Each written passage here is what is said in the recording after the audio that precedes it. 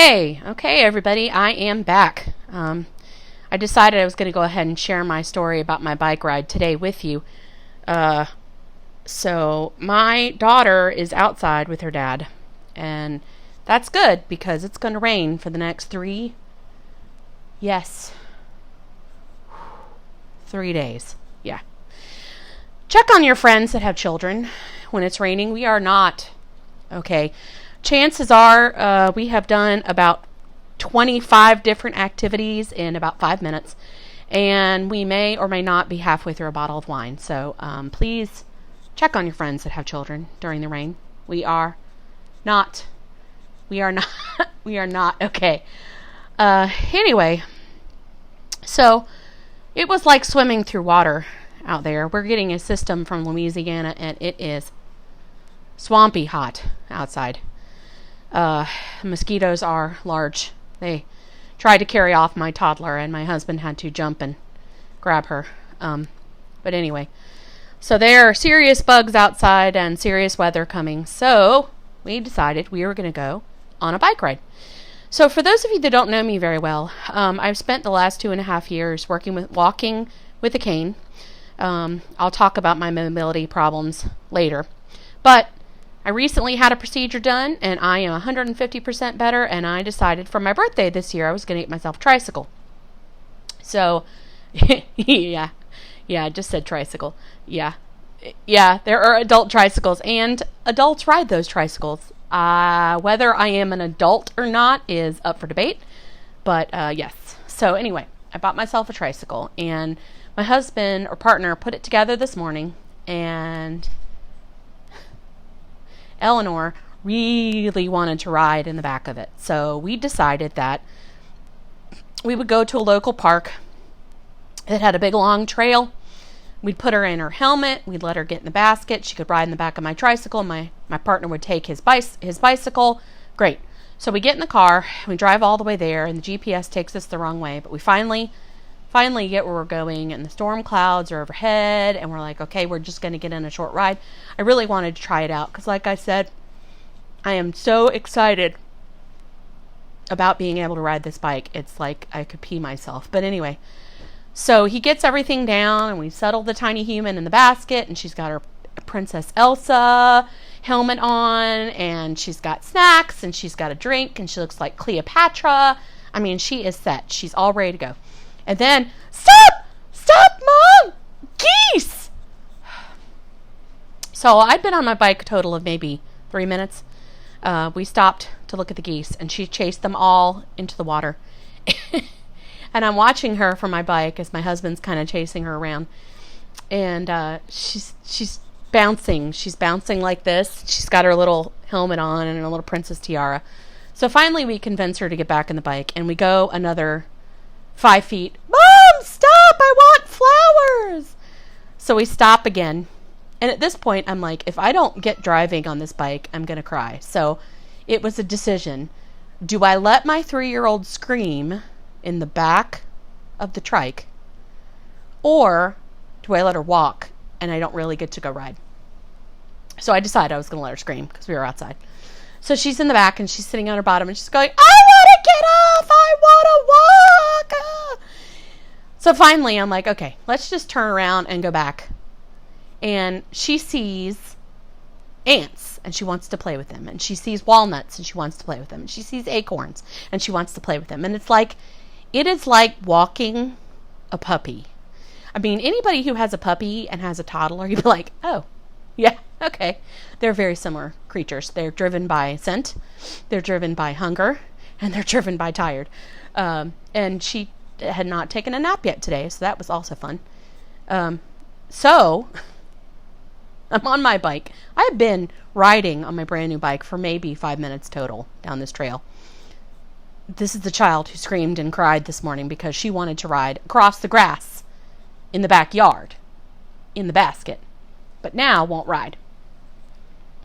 So she is walking along collecting little things, and she's putting them in her pocket, and she's complaining, Mom, my pockets are too small. And I'm like, girl, welcome to being a female. Nothing that you put on is going to have pockets. So just get ready for that, except I'm going to fix that. But anyway, she's collecting things in her pockets, and then she grabs her crotch, which she calls her gina, because I have taught her correct anatomy about her body parts. So she says, I've got to pee. I've got to pee. And at this point, I'm going to stop you, because anybody who has a partner knows that you have conversations like this. And you don't, maybe you're asking them as a test to see if they're going to come up with the correct answer.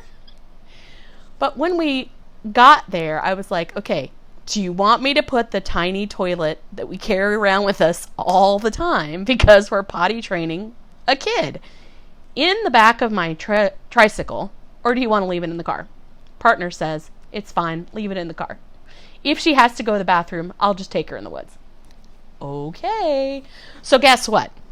As predicted, the tiny human who sucked down all of her tea on the way there has to use the bathroom.